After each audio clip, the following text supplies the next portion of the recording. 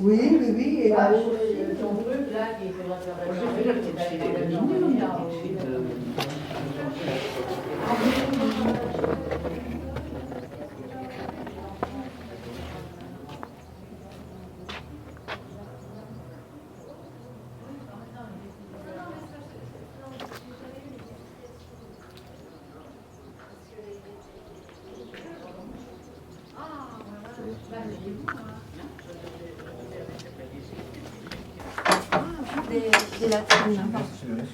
Ils avaient quand même tout leur confort.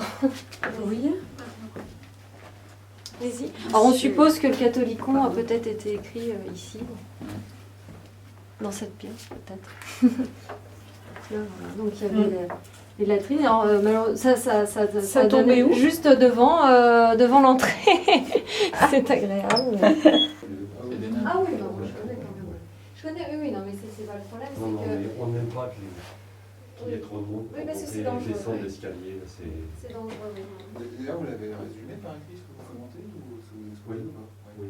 Ah oui, parce que moi, c'est vrai que j'ai toujours un peu ça sous les yeux parce que... À chaque fois, on complètement oublie. ignorante, par même que l'histoire de Médéderne, j'oublie entre-temps. Donc c'est vrai que ce serait bien d'avoir... Là, tout est détail, la affaire. Bon, resituer le 15e siècle. Ah bah oui, Jeanne d'Arc, François Villon, ça va. Mais... à Monsieur Coudre-la-Coudray, qui était...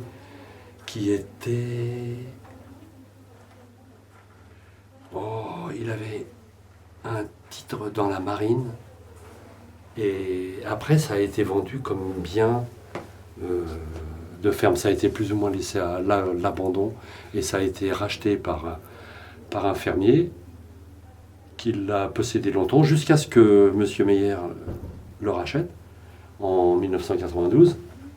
Mais c'était à l'état d'abandon. C'était considéré comme des bâtiments de ferme. Il y avait des bêtes, il y avait des outils agricoles, mais c'était laissé à l'abandon. Et Jacques a l'habitude de dire ici 100% des charpentes, 100% des toitures, 100% des portes et fenêtres ont été restaurées entièrement.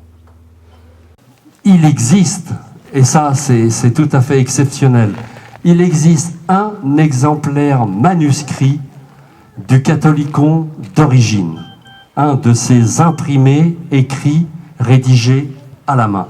Il en existe un et un seul exemplaire. Il est aussi la propriété de la Bibliothèque nationale de France à Paris. Il y réside sous le numéro 7656 du département latin. Et il est très intéressant de faire un petit peu le parcours de ce manuscrit. Ce manuscrit, aussi loin qu'on remonte, était la propriété de Diane de Poitiers. Et Diane de Poitiers, nous allons lui passer la parole aussi à Diane.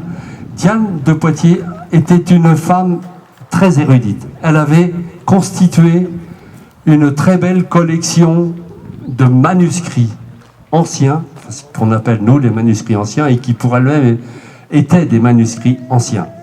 Nous allons lui passer la parole, je la vois qui arrive.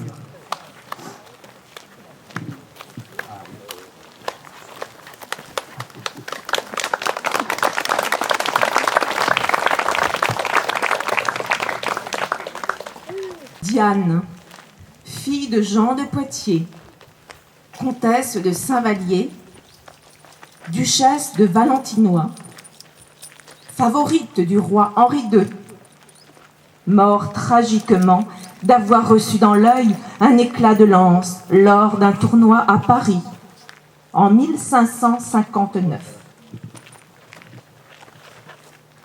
Tels que le prix Matisse et Benvenuto Cellini.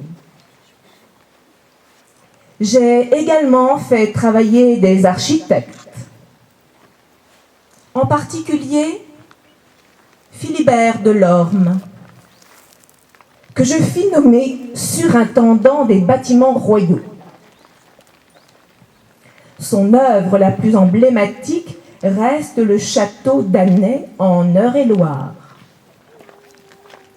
Je conservais dans ce château d'Annay une importante et somptueuse collection de manuscrits enluminés et d'imprimés de grande valeur. Je dois préciser que certaines de ces collections englobaient plusieurs bibliothèques bretonnes, acquises à l'occasion de différentes successions, et ce, depuis la fin du XVe siècle.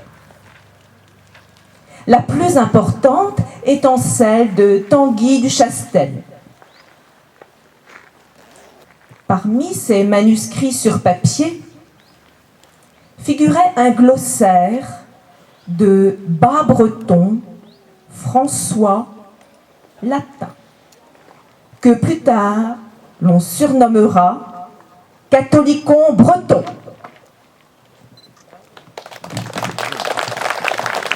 Décédera en 1566. Sa collection restera intacte, entière, jusqu'en 1723. Et date à laquelle elle sera vendue, elle sera éparpillée, malheureusement. Et un autre érudit, Antoine Lancelot, désirera l'acquérir. Malheureusement, il ne pourra en acquérir qu'une partie. Cette partie, c'est plus de 200 manuscrits. Il en fera don au roi de France en 1733. Il en fait donc don à Louis XV, et la suite de l'histoire a fait que ce manuscrit est arrivé jusqu'à la Bibliothèque nationale de France.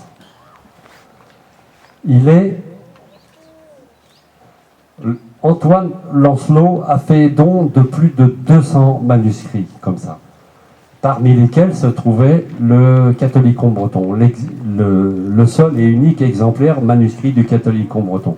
Il faut savoir que, nous l'avons vu tout à l'heure, le Catholicon a été imprimé en 1499. 1499. Le dictionnaire de l'Académie française, lui, ne sera imprimé qu'en 1694, soit à 5 ans près, 200 ans plus tard.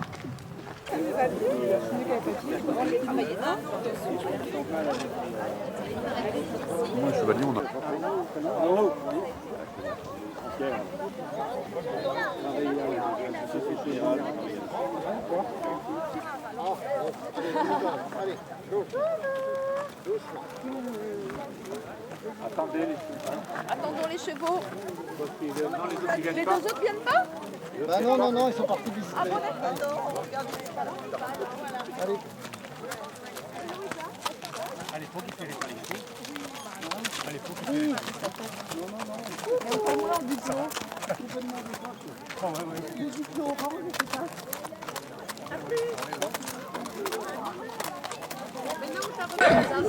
On est la journée, moi j'ai. Ça vous bref. Et Et le fait qu'il y ait du monde, il est...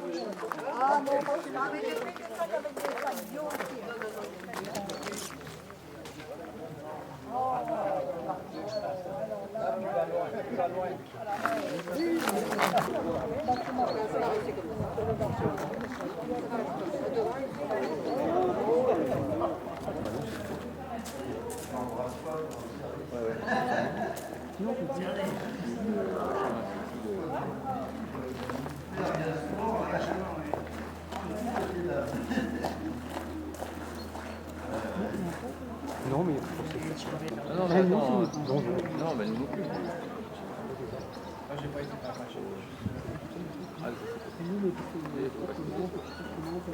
Oui, on peut aller.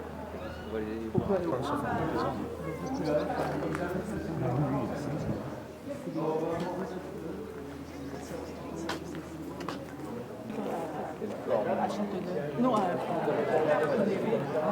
tu avais raconté ta vie et la speaker, là. Ah oui, j'ai vécu le truc.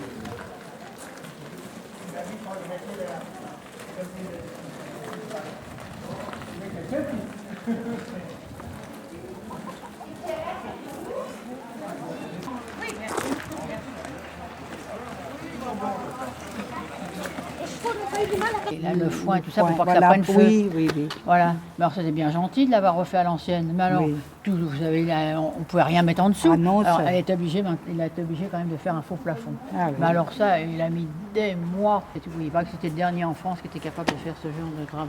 Mais alors, ça, il a travaillé des mois là-dessus. Des mois et des mois. Alors, alors oui. moi, j'aime bien les fleurs, alors j'en mettais partout. Il y en avait partout dans les fenêtres et tout ça, mais maintenant, Oui.